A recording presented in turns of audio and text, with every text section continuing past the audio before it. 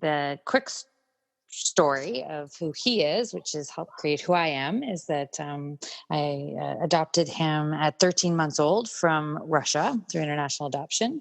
So he's been home about 8 years now, and it's been a bit of a wild ride with some really high highs and really low lows, and I've learned a lot along the way.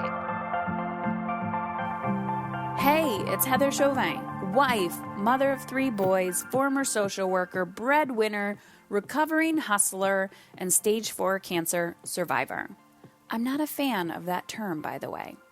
Beyond all of these titles and labels, I'm a human being, just like you, attempting to navigate it all while feeling good. My goal on this podcast is to show you that you can live an energized, sustainable life both at home and in your work. It doesn't matter if you stay at home full time, if you work from home, you're a CEO, a successful business owner, or trying to find some inspiration. On this show, I attempt to keep it real with stories, interviews, and random thoughts. This is not a business or career podcast, and it's not a parenting podcast. It's both and so much more. You will laugh. You may even cry, and you may even get a little frustrated with the truth you've been hiding from yourself. I believe all human behavior is a language, whether it's through your child's behavior, your health, or a relationship. And when we learn to listen instead of react, we begin to understand what it truly means to feel alive and in control. It's time to put your big girl pants on and find your brave. Let's go. Differently wired child? Are you secretly going crazy in these times of isolation, very curious about how you can manage it all? Maybe, just maybe, you are overwhelmed and frustrated with understanding your children's behavior. Well, I want you to know you're not alone, and today I wanted to share a very special guest with you. Heather Fawcett is a former client. She is a everyday woman, and she's raising a differently wired child. And we had a brief conversation about, what it's like to be in isolation, but also in general, her story from adopting her son. And when I talk to Heather, I hear a woman with a resilient spirit and this mindset of perseverance. And this is, to me, what it's all about. So today isn't about tools or strategies or a step-by-step guidance process. It's about listening and connecting and knowing that you're not alone and that we all have a story to tell. And I truly believe that the more we tell our stories, the more other people know that they're not alone in the world. And it's through our experiences, when we share, we create connection and we change the world.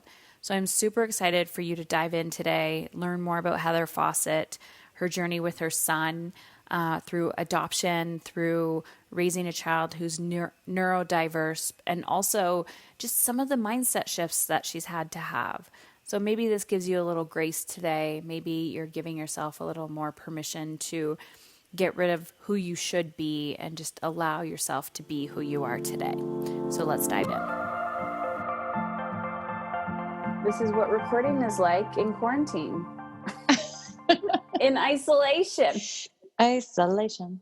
All right, Miss Heather, I am so excited to have you here. Thank you, Heather. I know, H2, that's what we call ourselves, right? H2O, we're like water. Oh my gosh, I guarantee you the boys, let's see what happens. Either one's going to come in here, or you're going to hear some screaming in a minute.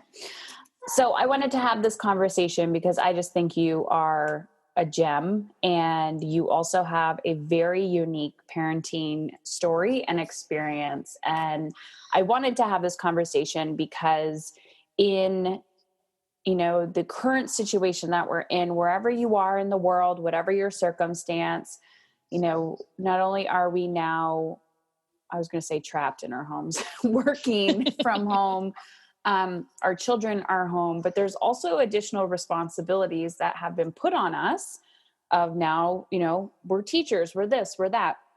And, I've actually, I've taken Instagram off of my phone and I only put it on once a day when I have to post on it, because it's so easy to dive into these stories of who we need to be during this time. But yeah, I just wanted to, let's introduce you. Who are you? Who is this magical other Heather in the This other world? Heather. Yeah.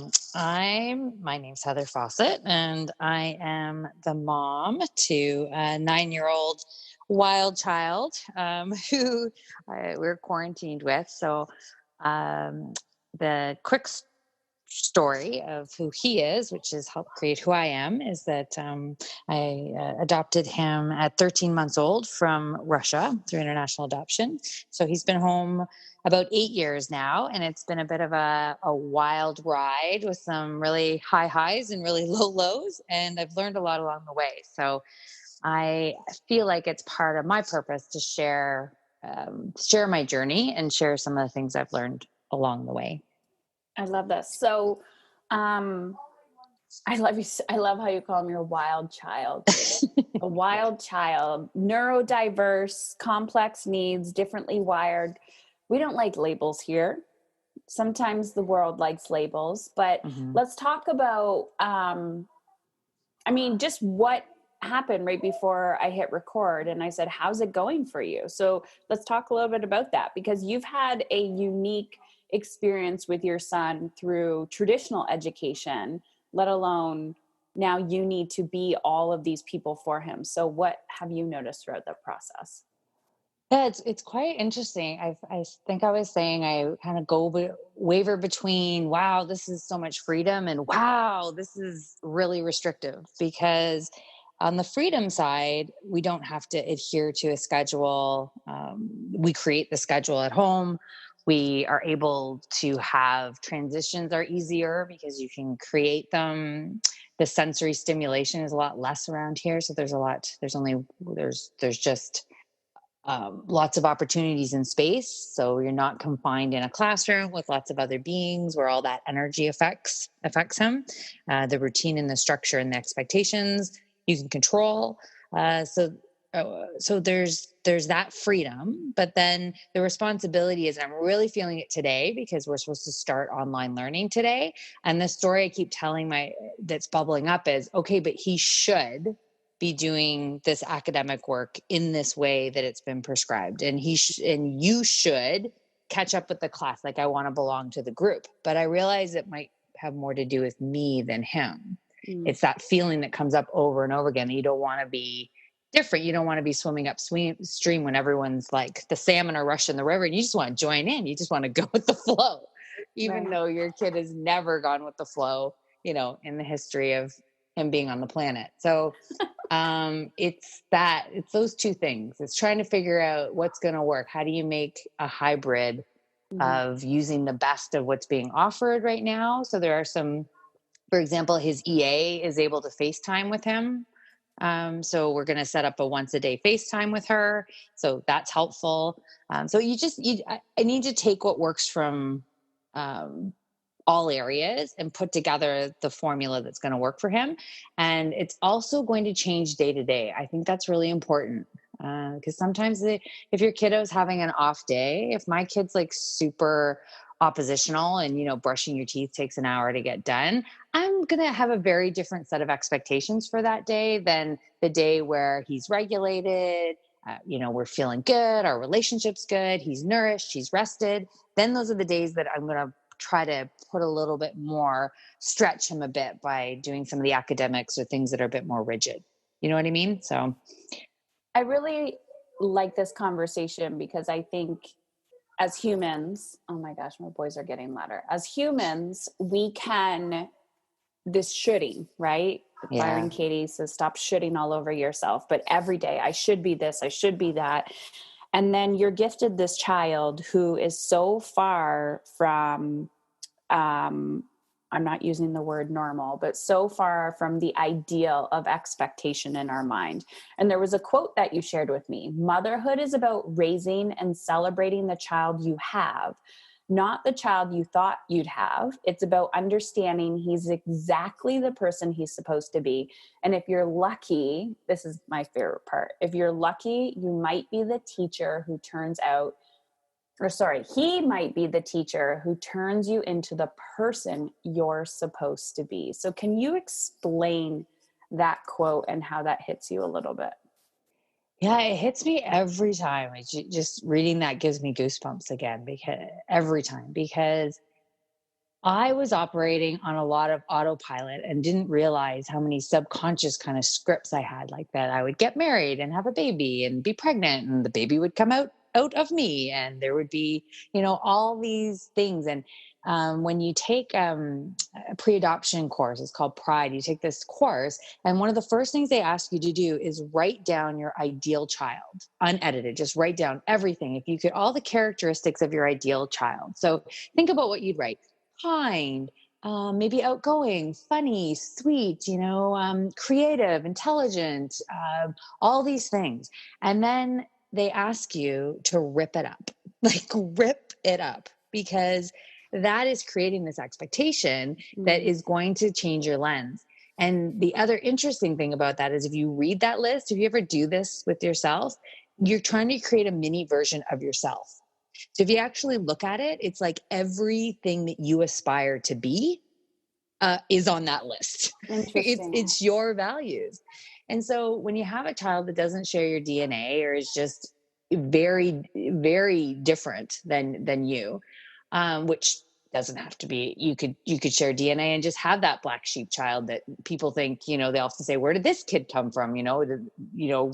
Those jokes, because they're not matching in your head what you had lined up for you. So that is a daily practice, ripping it up, and finding those things that are of value on that list needs to come from you. So I need to parent myself as much as I need to parent him, or at least that piece of me that dreamt this child who would be a little girl who would do crafts and I would color with, and we'd have tea parties, and all these things that I had in my mind that my son is not.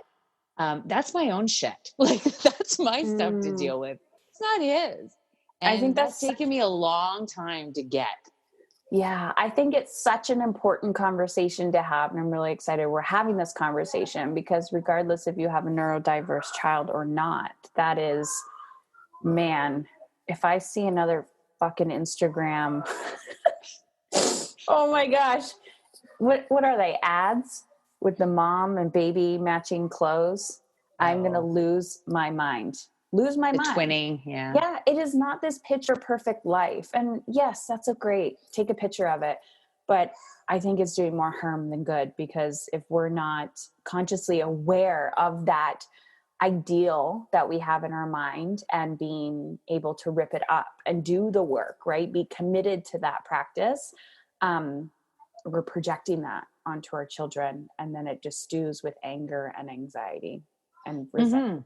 And it's not, you won't get the lessons. So when you say your child is your teacher, and I know you often say, parenting is personal development on steroids, and I completely agree. And then when you have a child that, doesn't fit the mold, perhaps, and that's your teacher, you're like, oh, I didn't think my teacher was going to look like that. Like, my teacher was going to be all zen-like. And you realize, again, you're thinking your teacher is going to be completely in alignment with what you're comfortable with. So when your teacher is the shit show of a kid, you're just like, that's my teacher? Like, really? He's so gross. And like, he's like, I don't like to do what he does. Like, I don't get it. He's like some kind of alien species to me. And I don't even get boys, let alone this wild child who's spectacular. But he's really like a different species to me. So getting to know this different species and has been, that teacher, he's my teacher, but I don't always like it. And I believe our teachers are often the ones that are pushing us. Right? Yeah. They're really pushing us and making us uncomfortable. And so I guess I've been gifted this teacher that I'm with 24/7 that triggers me and pushes all my buttons and challenges me to look in my dark corners. But at the same time, I need to be this regulated, calmest storm, which is that it gets tricky. Mm-hmm. So let's talk about that. And I think this is interesting because, on an everyday basis, I know we briefly discussed this too, but on an everyday basis, when we're not isolated in our homes with our families all the time, we do get moments of respite. Whether you are a homeschooler or you are a traditional schooler, whatever that looks like, we have supports. And right now we don't, right? So people who say, I don't have support. Well, now you really don't have support, right? Yeah. So That's interesting. it's interesting, but it's also, like you just mentioned, the teacher. It's like what you've resisted will persist and grow bigger, and it's just going to be in your face. But I love this perspective of this is an opportunity for growth rather than my life is hell and this is awful and I regret, everything that this is just, how did I get here? I'm living in an awful situation. So how do you shift your thinking? What was that for you that shifted it from kind of martyr to victim to opportunist and to the how can I attitude? Because I think that's a big one for a lot of parents when they're triggered by their children's behavior. And I still get low. I still have those moments, but it used to, when I was in a really depleted state, when I really burnt out, I remember I used to daydream about napping. I'd be like, oh, I just can't wait to get into my bed. That was the biggest thing I could think of. And I was tired. So if you're really tired, if you're really depleted and tired, don't think you're going to create this, I'm talking about taking the best of school and the best of this and putting this thing together. Well, I have the energy to do that because I've chosen how I spend my energy pretty wisely and I've done the work. So if you're not there, don't put that pressure on yourself. You might need to, just figure out how you're going to survive the day. And, you need to recognize where you're at. And I do think it's important to have a bit of a pity party. So you don't want your pity party to last for weeks, but, allow yourself to feel the big feelings, because if you don't release how you're feeling, you won't be able to move, as to the next thing. So I think denying how we feel isn't the way to go. I think it's feeling our feelings and then moving on. But usually for me to feel my feelings, I have a therapist I go for acupuncture, I do, all these things, and you can't do that at home. So it's figuring out how do you come at it in a different way. So for me, I dance every day. I do a dance practice called NIA and NIA, and I do that every day. I drink really good coffee. I have breaks I I might just sit in my car. I'll listen to a podcast. I will sit on the deck while he's somewhere else and take those moments, take those breaks. But I just need lots of little breaks to sustain me right now because I'm in a decent place. It's also what you fuel your body with. It's what you fuel your mind with. It's if you have a morning practice, if it's, all those things are going to either come together and put you in a position where you are ready to stand in the storm, or you are going to just keep adding to the tornado. And I think you have to take ownership for it. If you're not treating yourself very well right now, how are you going to manage? And then how are you going to be there for your kids? How do you think you would have, so one thing that we didn't declare was that you were in mastery, which I don't even know when you were complete, but I would have. Last August, I think, was our last conversation because I remember it well. You're like, don't leave me. Don't leave me. I'm like, it's okay. It's okay. I'm not done. How do you feel? How do you think you would be coping with this if you didn't go through that process? Oh, I'd still be hiding under the bed for sure. I mean, I had so much subconscious stuff going on and so many stories where I wanted to be the hero in my story. I really wanted to, but I wasn't acting on it. Like you always say, it's the action. It's the, I know. And I've also heard hope isn't a strategy. Hope is good, but you gotta do the work. So before we can help our kids work through things, we have to do the work. There's no magic pill. There's no 20-day plan. There's nothing. There's no medicine. There's nothing else that will replace doing the work. And it's messy, and it's it's not easy, but it's the only way through. So the tools that you taught me in Mastery, the support we had from the group, the relentless, like, tough love of just trying to, I think I sent you once a picture of, you're like the mummy kitten that just like pushes you off the edge. Like, just go. I got tagged in that post by so many people. This like mom cat just like boop, pushes her little. Because you're like, you listen to all our resistance. You're like, okay, go. But here's the thing. We all need that, but it's like we become the person that we need, right? Or that we needed. And I think about this all the time because I have really good resistance, and it's manipulative. It's highly manipulative. Resistance can be very manipulative, right? And when you want something bad enough, or you're at your wit's ends because you're like, Heather, and I'm talking to you now, or you're talking to me. I don't know which Heather's talking, but you're like, okay, I have to get this right. This isn't like, a daydream thing where like, oh, one day I'm going to do this. And, that's okay because I got these golden handcuffs on right now and life is good. And, oh, that would be great. It's like, no, I have to fix this problem. I'm living with this wild child. And if things don't change, it's not going to look good, right? It's not going to feel good. So oftentimes what we need and what we think we need are two different things. And to bust through those mental blocks and those mental barriers, it's like, you just got to take action. And I see it all the time. And I even see it within myself. And I've noticed it through this isolation process where I'm like, oh, I would book a massage right now. Oh, I would go to acupuncture. Oh, I would, so many times I'm like, I would do X, Y, Z. And I'm like, actually, that's probably a form of resistance to not just sit with these uncomfortable feelings and just do the fucking work. Right. So like, oh, but I can't hit, send. I can't do this. I'm like, just fucking hit send. Just do it, because there is no magic pill to get through the guilt, to get through the fear, to get through the resistance. Yes, we can feel it. We can meditate on it. We can, you can spritz your freaking aura, chakra healing crap all over, which is great. I have it all. But that's me too.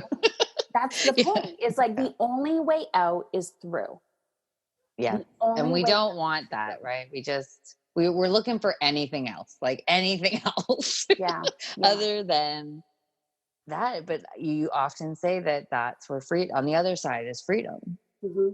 Yeah. And, it truly is. It's, You mentioned something that I think is really important to have this conversation around. And while you were talking, of course, doing the work yourself is one thing, right? Everyone always wants that, like, okay, I made one investment, now I'm good. And it's like, oh crap, that just pulled back a layer, right? Typically so I want to know your story, like from beginning to end, obviously more of like the high level version of what does that look like. But the journey that got you to where you are today with you and your son, your spiritual health, your mental health, your emotional health, and where he is in his life and his educational process. I mean, I feel like it's like a bull in a china shop, just like, let's just plow through, right? But I'm like, let's start from beginning to end. I remember you telling me when you got home with him, like, you had no idea. You're like, oh, I need formula, I need diapers. And like, you had a friend bring it over for you. So just tell us your story. Right there. Okay. And interrupt me or do what you need to do. Cause I'll just, I'll try to make it short, but I'm a bit rambly. So first of all, okay. So you apply, you go through this adoption process, and then I want to know like how they were like, yep, we have a baby for you. Like, come meet him or her. Like, did you know? How does it work?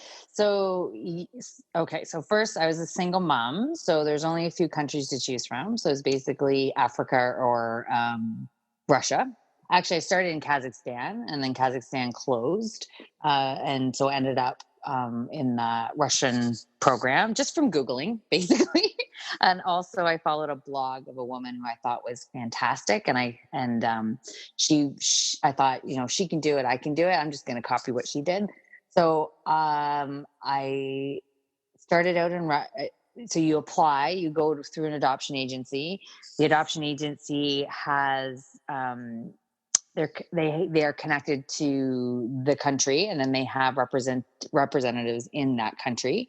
So it's a process. You have to take a course. All adoptive parents take a course, so you learn about things like attachment and parenting therapeutically, because you're going to be a therapeutic parent whether you want to or not. And those things and just general like administrative stuff. So that's part of the process. And then you just wait. So you fill out a bunch of paperwork, you do police checks, you're given a social worker who does a home study, they do background checks, they check your finances, you go through all of this. And then once you've met all the different levels of approval, then you wait for a referral. So you wait for a child that you're matched with. So on my forms, I asked for a girl. Interesting. Oh, yes. Yeah. Wasn't even considering a boy. And I think that's the only thing I specified is that I would prefer being matched with the girl, because I thought I'm wide open, except I would like a female child. Yeah, because I'm more comfortable. I have a sister. I know girls. I just feel like I would be a better parent. And so in comes in my inbox one day, I'll never forget it. I'm looking at the picture right now, is this little boy in this pink, he's got like a pink apron on, and it's almost like the universe is like, ha. So funny. So how long was that process before that picture was sent to you? It was short for me. It was less than a year, which is very short in adoption terms. Yeah, it was short. And then I traveled on my first referral. So once you receive a referral, you decide whether you're going to move forward and travel, which means you're going to go in country and go see the child. And then so it's like, hey, we have a match for you, a potential, or is it like it's a match? Or it's a potential match. So we think that this is a good fit. I don't know who the we's are. There's like this. Yeah. This commission she wants a girl. Let's send her this one. Yeah, it's not a girl. And I remember showing it to my sister. Like, hey, wait, that's not a girl. And she's like, we're going. You're doing this. So my sister came with me to Russia. So we tried once that photo came, I think within 5 days we were in Russia. Wow. It was fast. And he was 9 months old, the picture. Wow. And you had one picture. Idea. No idea. One picture, 3 lines of text. That's it. And I know this has to be a personality trait. It must be a Heather thing. I'm sure any Heathers that are listening right now, but I've always said this. Every Heather that I've met, we're like, I know you. I get you. We're the adventure seekers. Mm-hmm. Yeah. I know people say, well, you're crazy or you're brave. I'm not sure. I don't know. I haven't heard brave. I always hear crazy, unique. But every time I meet a Heather, it's like we have this nonverbal communication, and we just like, it's true. And we're like, I get you. I get you. You're a little cray-cray. Yeah. My name was supposed to be Stephanie, actually. Oh. Yeah. Could be a whole different world if you're a Stephanie. I know. Yeah. So, okay. Yeah. So then you go to Russia. Then what? With my sister. And it is like a fairy tale. It is the dream sequence of international adoption. It's interesting. I tried to shield myself from a lot of negative stories about international adoption and you hear about Romania and the kids are chained to the cribs, and you hear these horror stories. And I made a very conscious effort to keep myself in a bubble of positivity before I actually knew the tools. My sister is so positive, and we always are adventure seekers and have so much fun. So we went into this with this spirit of everything's going to work out. Like, we were so naive, but it worked because it was like a dream sequence. Everything, our driver met us at the airport with no problems. Our, money was converted with no issues. Everyone showed up the way they were supposed to show up. Our hotel was great. We were having lunches and dinners in cafes. His orphanage was, his baby home was 3 subway stops. So we didn't even need a driver and a translator to take us each time. So we're able to go twice a day. The baby home it was lovely for a baby home. I mean, they didn't have a lot. It was very basic, but all the food was made from scratch. The caretakers were very loving. They had music playing. They put the kids outside quite a bit, so they had some fresh air. It's just that it was like a daycare-ish that never closed. So the conception of this awful industrial place where, all the women would be wearing white, those white lab coats, and I don't know, they might be doing experiments on them, and just this sort of urban myth that you hear, that's not the whole story. There's, it wasn't that. And the moment that they put him in my arms, my sister videoed it, and it is something. Wow. My sister says, like watching birth, like when he looked at me and I looked at him, that soul recognition, it's like, what are you doing here? Like, this is what? Wow. This is such a strange place for us to be united. But I just knew, and he looked at me and we knew that soul contract was, it was so strong. And my sister, if you watch the video, it's magical. It's one of the most magical moments of my whole life. It might be the most magical. I remember the translator saying, that is your baby. It was so surreal. They just pick up this little 10-month bundle of joy, and he looks at me and I look at him. And like I said, it was like, oh, hey. Wow. And I just knew that everything would be okay. And the whole journey was good. And then you go home, you say yes, you sign more paperwork, you spend time visiting. And we did, it's called the bonding time. So you have 2 weeks to bond. And then it's pretty cruel because you have to go home. So after 2 weeks of bonding, you have to leave. So you're there. Oh, so you can't take him after 2 weeks. No, you have to go home. Wow. You have to go home and talk about trust. You have to trust that you'll be back. Yeah. It's a big leap. And luckily I didn't know about a lot of failed adoptions at that time. So I just assumed it was all going to be fine. And it was. We were back. I was back alone on the second trip within, I think, 12 weeks, which is very short, 3 months. Wow. And my sister and I did a big fundraiser for the orphanage with diapers, because they're really low on diapers. And if a flu or anything goes through and the babies have diarrhea or anything like that, it uses their supply very quickly, and diapers are very expensive in Russia. They're very expensive, that and formula. So we did a fundraiser. My sister was in PR, so she was able to get some corporate help. And so we had a whole skid of diapers delivered. We had done some fundraisers for the baby home as well. Then I went back by myself, and talk about crazy lady, right? Like, I'm by myself and I go to Russia to just go get a kid. Like, no big deal. It's nuts. That's such a Heather thing to do. Yeah, sure. How hard could this be? So then when you go back, you bring him home with you. Yeah. Yes. Okay. So you go back, and more paperwork. You go to court. Now one of the most difficult things I've ever done in my life is Russian court. That's no joke, Russian court, because you stand up there. Nobody speaks English, and you've been rehearsing the night before with your lawyer and your translator, your speech. So you give a speech in English and in English, and they're translating for you. But at the end of this speech, you will or will not be given this child who you now identify as your baby. And when I saw him, soul to soul, he's mine. I'm his. It's done. Emotionally, but this judge could say yes or no, and they don't always say yes. They don't.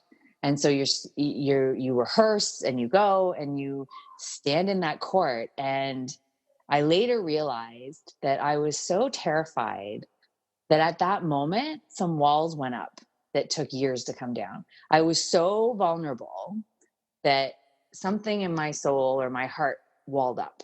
It was like, it's too much. It's just, that was too much for me. So I did it, and I went through the motions, and I was successful. And even the judge waived the wait period. So usually you have to stay another up to 3 weeks in country during a wait period, because they could change their mind if they want. And he waived it. So I was able to go home with Roman within about 2 weeks. So we spent 2 weeks in Moscow together. Wow. There's also this 9-doctor physical that's really funny. You have to get signed off by 9 doctors in country. 9 doctors? 9. Oh my. 9. Yeah. You physically need to, or yes. the child? No, me. Interesting. Yeah. Interesting. It was like it was. So, and then you didn't have any other children. So this is nope. someone's like, here you go, here's your child. And you're like, WTF, like, I'm a mom now. I have this child in another country where I do not speak the language by myself. Yeah. And you bring him home. And so at this point, when you bring him home, he's around 10 months old. So now he's 13 months. Yeah. So how is he? 13. So 9 months when I got the referral. Time. Yeah. Okay. 10 and then 13. I missed his first birthday, which really sucked. Okay. So now he's 13 months old. You're at home. And when did you start to notice different behaviors? So we get home, it's like crossing the finish line. And like I said, all I did was prepare for that journey. I did not think about the next step. So I was in a bit trouble when I got home because with the time difference, it's night is day and day is night. So that alone. So now both of us we don't know what way is up. My mom had some vertigo at the time, so she wasn't able to be the support that I was hoping for, because she had to take care of herself then. My sister was there, but working. There was really the support that were there were I didn't realize, but I needed a lot more. I mean, I didn't even have formula in the cupboard. I don't know what I was thinking. I wasn't thinking. I just was thinking about getting to the end finish line. Mm-hmm. So a friend of mine, a really good friend of mine, I called her out of desperation and said, I don't know what I'm doing. She swooped in and brought me everything I needed and helped me start figuring out what life looks like with a toddler. And then I went to an early years center nearby, and that was really helpful because they have ECEs and they're able to help you in, it's funny, I was trained in everything that could go wrong, but not just day to day, how do you take care of a toddler? So it's toddlerhood, kind of like the coronavirus. One day you can have coffee with a friend, and the next day you're not allowed to touch them or go near them. And you're like, not only, did I know what it's like to wait 9 months for this baby, and then it doesn't move, but you get one that's 13 months old. And you're like, I have to tell you, Corona, I don't want to minimize it, but to me, it's like, it's no big thing. Like, it's not I've dealt with so much uncertainty and things that it's the least, I mean, it's difficult, but it's, I think a lot of things. And a lot of people that I know, and I would say myself included, who have gone through extreme diversity and issue, resilience, things that have built resilience of made our skin a little bit thicker, are, I'm taking precautions and doing what I need to do. Yes. And there's a lot of sick people out there, and people that I know who's affected and their families, but to be able to be present and go, oh God, I've been through way worse. We got this. So, but meaning how quickly you needed to process. Yes. And how quickly you need to pivot, adapt, be agile. And I don't mean to minimize that COVID is, it's just for us in my bubble, in our little bubble, like my little world, the effect isn't as big as other, like you said, other things that have happened where I've really felt, I guess it's been preparing me. It prepares us. So in terms of his behaviors, they started emerging probably when he was about 3. So about when he was in daycare, and then they've just progressively, about 3 things were, he was meeting all his milestones too before that. So all his speech, all the milestones he had met physically. You know, when he came home, he was 13th percentile in weight, which is very common. He had lost weight because it was a hot summer and they don't have air conditioning. So he was not very healthy when he came home. He was 13th percentile in weight. His skin tone wasn't good. He was yeah, it was rough the first, bringing him home. And now when I look back in the pictures, it really hurts your heart because he's tiny. But he fattened up real quick. Like he took to, I had every probiotic and high nutrient formula and, had all the resources set up for him, and he thrived pretty quickly. Good.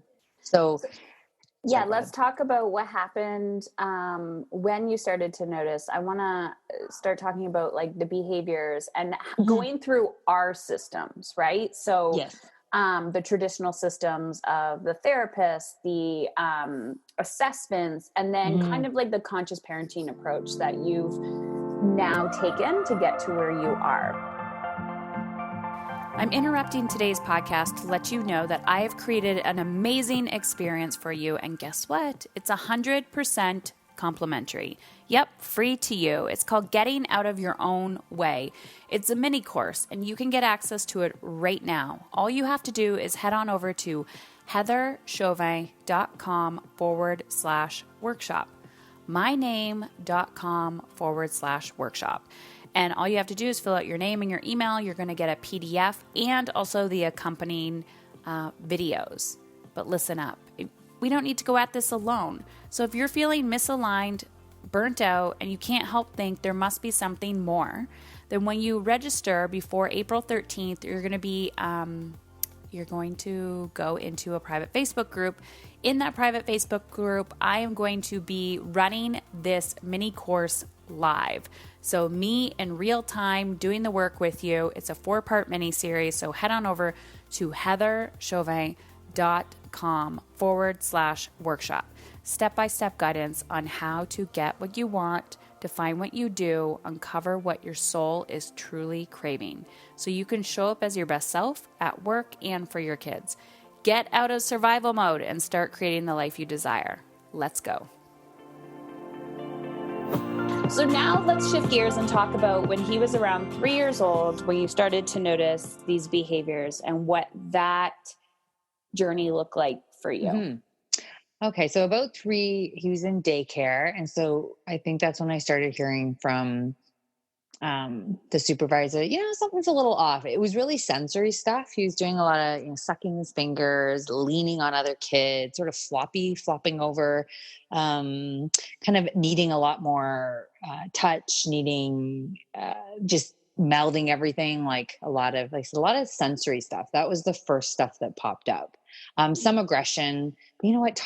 Lots of toddlers are aggressive. So it's really, and they're kind of crazy little creatures, toddlers. So a lot of behavior at that age, they don't really know if it's something that's going to continue or if it's just toddlerhood. So it was more the sensory stuff, because everything else they said, there kind of isn't a typical toddler. They're very emotional little beings, and they're trying to experiment with the world. So it's most do not want to label a toddler in any way. And if anyone does try to label a toddler, I'd be very suspicious. So that was at about 3 with sensory stuff. And then his aggression started elevating. He was screaming. He was really loud in daycare. When he was 4 and started JK, in hindsight, I realized he was not ready at all. But, we do what everybody does and put him in JK. And I found out later that he was sleeping under the teacher's desk for 2 hours a day. And I didn't know that. I found out that he was having a really rough time, like more sensory stuff, like putting on his snow pants. I remember putting on his snow pants was so difficult for him that one day he started banging his head against a brick wall. And so we decided after that point, like no more snow pants. So his stuff was getting more extreme.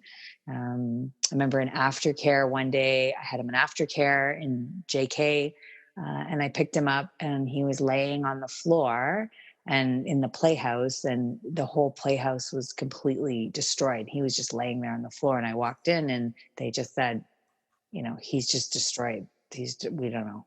And I picked him up off the floor, and he just was so exhausted and depleted, and something in me broke in that moment. I was like, this is not working. Like, this is done. So I carried him out there and withdrew him from daycare, and started relying more on my parents to help after school, and that's really probably when I started getting a bit more creative with his school, because things didn't get better. They just kept getting worse at school. So and he just started falling behind.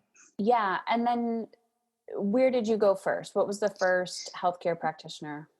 I would say when he was 4, I knew he was high risk because of international adoption and having no genetic history. And he was already in a pretty high risk category. So I had preemptively registered him on a bunch of things like speech and pathologist, and a center called in Burlington called Reach Out Center for Kids, which is they do mental health and behavioral stuff, and developmental delays, all that kind of stuff. I had a pediatrician. So the pediatrician said everything was normal. Like, he met all his milestones. And honestly, when she said that, I felt like I got the green card of like, okay, this is all within scope. I have no real reason to be concerned. Yet his behaviors just kept getting bigger. So when I went to the Reach Out Center for Kids, that was probably the first time somebody recognized, okay, we got some stuff going on. So we did play therapy and attachment stuff. And then he had a full psych ed assessment done when he was 4.5, which is very unusual. So something that very few people do. They say a lot of times you'll hear they're completely useless because until grade 3, there's too much variance and they're too young.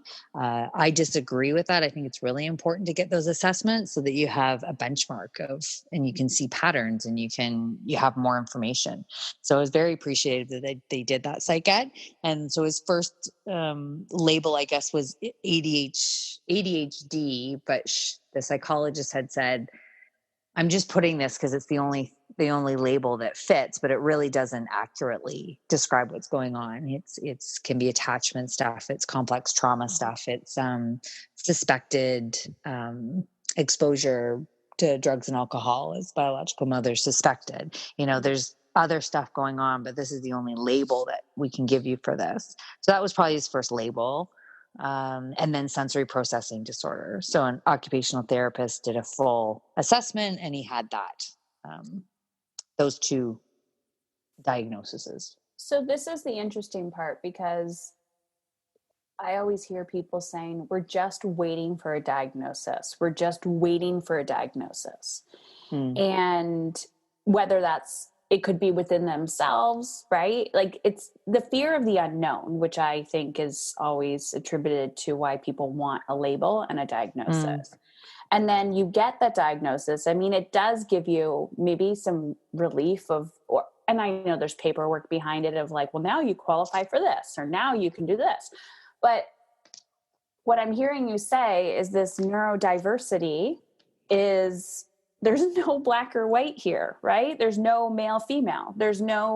It's like, oh, you're in this category and all children with this label act like this. They don't. We're human. No. We're so unique. It's like anything, right? So, oh yeah, if only. Like, I've heard so many doctors say, especially about medication, well, if your child had diabetes, you wouldn't feel guilty giving them insulin. Right. I hate that. I really do, because I don't think that has anything to do with the kid's mental health. Yeah, there's a solution. Your kid has diabetes and this is the medicine. Right. Like, we're all wishing it was that way when we have kids that are, having these antisocial, big meltdowns, developmental delays, learning disabilities, sensory shit going on. Like, all the stuff going on. If there was a magic fucking pill, like there is, we would give it to them, but it's not that simple. It is so complicated. It is a very, very complex thing.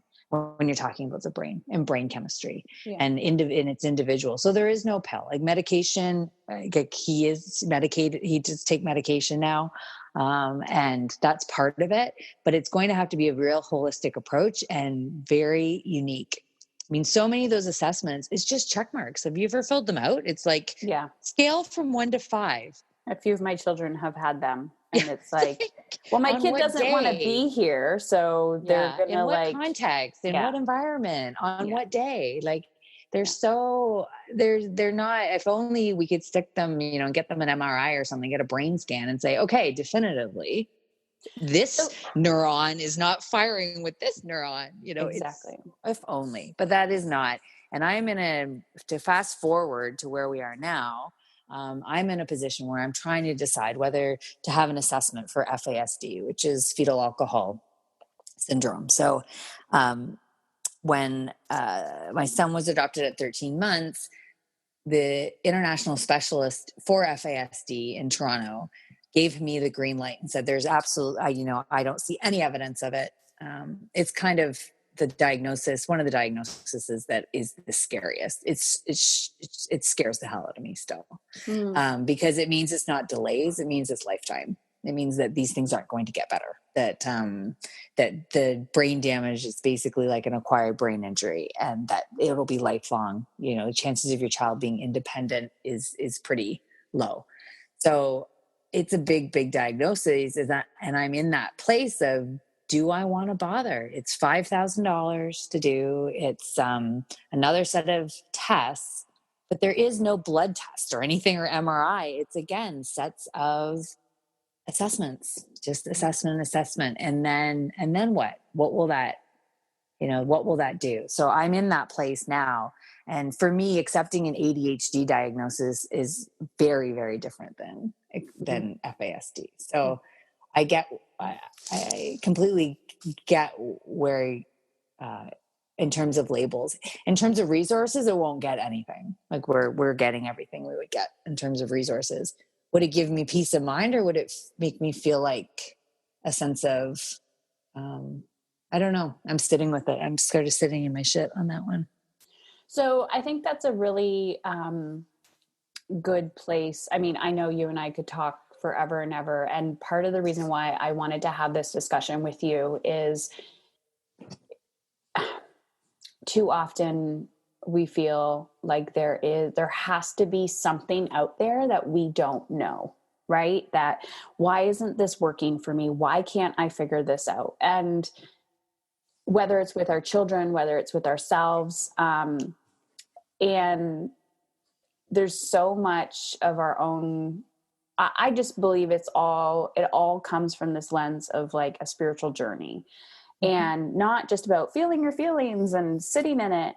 There is, it's like, there's a little bit of strategy, and then there's a little bit of reflection, and then, doing your research and seeking. It's like all these little wheels are going in motion all at once. And I think you've been able to, my relationship to the word balance, so I won't say it, but you've been able to find a really good groove and alignment. And I just wanted to reflect back to you, because you have this like, how can I attitude. You have this like, this is what's in front of me. I'll figure it out. I'll make it work, right? We can either shrink or rise. And I think we all do that in our life, where we're like, this is too much. I'm just going to like hide for a little bit, right?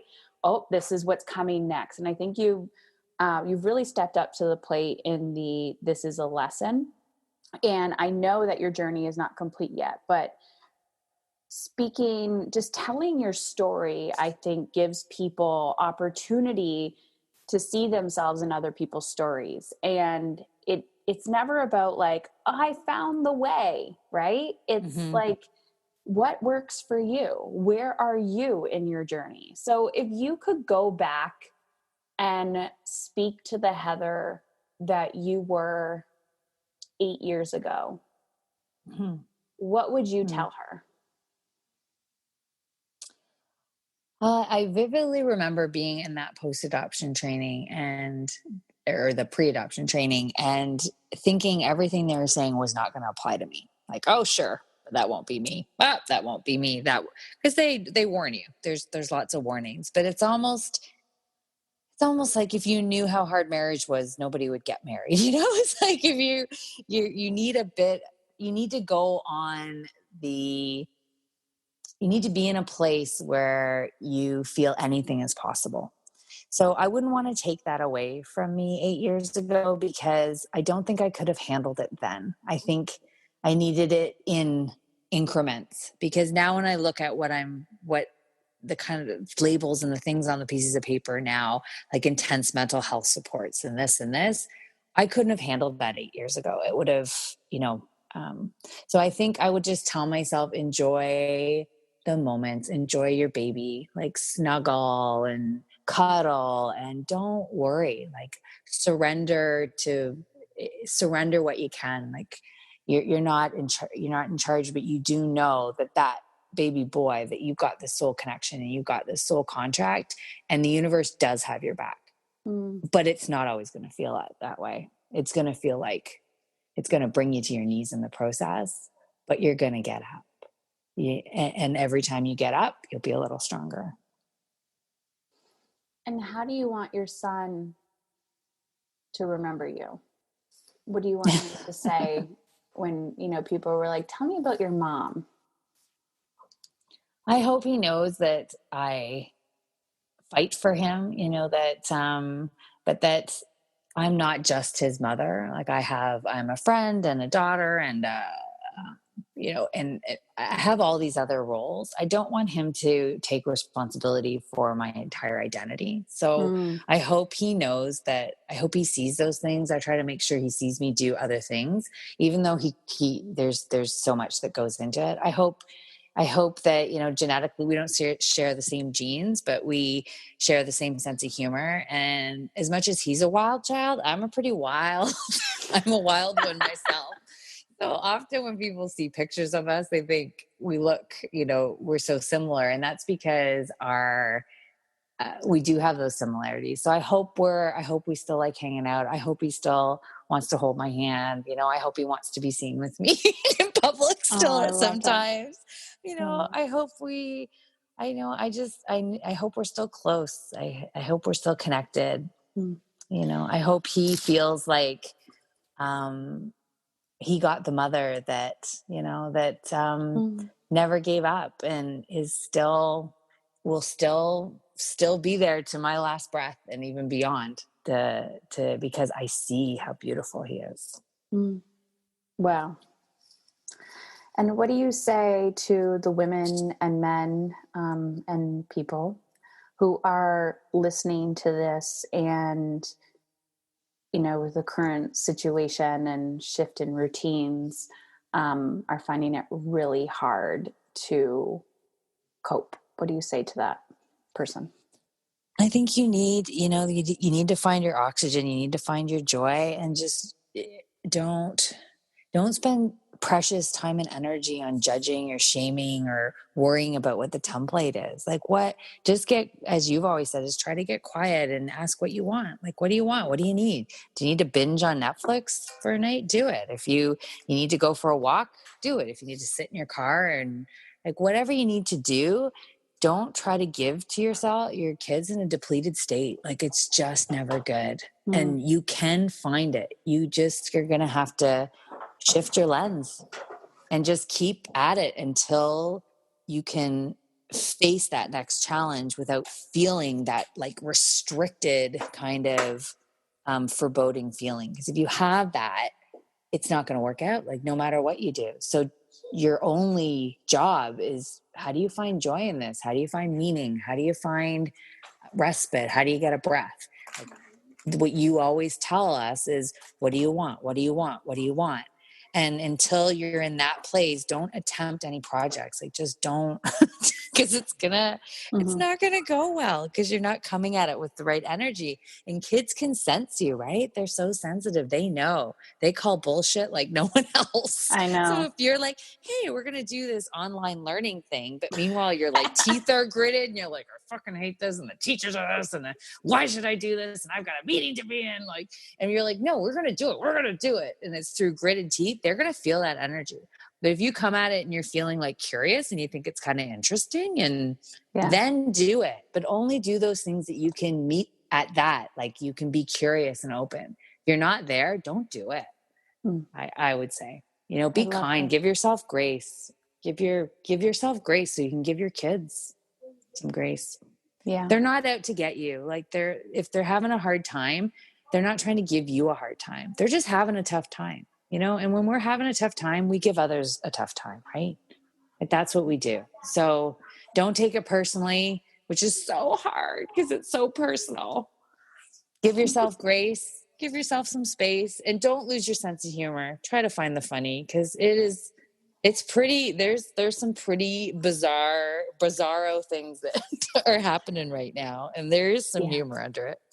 I just saw somebody take a family photo and they all had masks on. I was like, you know what? Screw this front door project. I'm like, I think everybody needs to just take a family photo with their mask on. And they're like, smile, but you can't see the smiles because you're going to look back and be like, remember that time? And I don't know if it's on your vision board or I'm always planting seeds, but I cannot wait to read your book.